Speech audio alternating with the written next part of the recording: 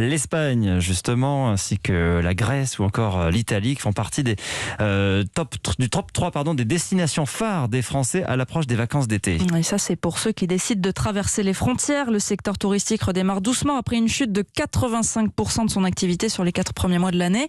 Mais pour cet été, vous êtes aussi nombreux à avoir choisi des destinations françaises à la découverte de nos terroirs. Et résultat, Carole Ferry, les professionnels sont bien obligés de s'adapter.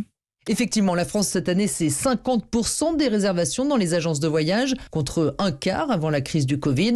Certaines ont même dû complètement revoir leur catalogue. C'est le cas d'Asia, par exemple, spécialisée comme son nom l'indique dans les pays asiatiques.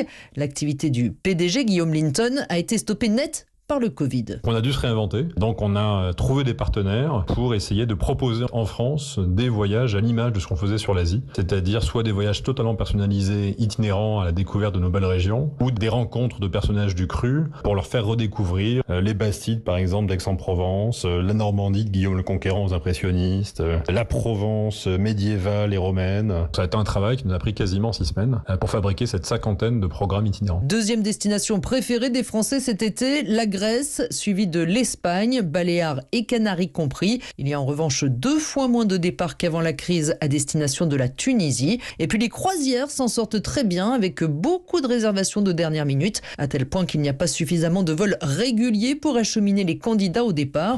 Certaines compagnies comme MSC ont même dû affréter leurs propres avions privés. Carole Ferry, les touristes étrangers quant à eux commencent à revenir doucement dans l'Hexagone. 50 millions de visiteurs attendus cet été. C'est mieux que l'année dernière, mais on reste très loin des chiffres d'avant-crise avec 91 millions de voyageurs en 2019.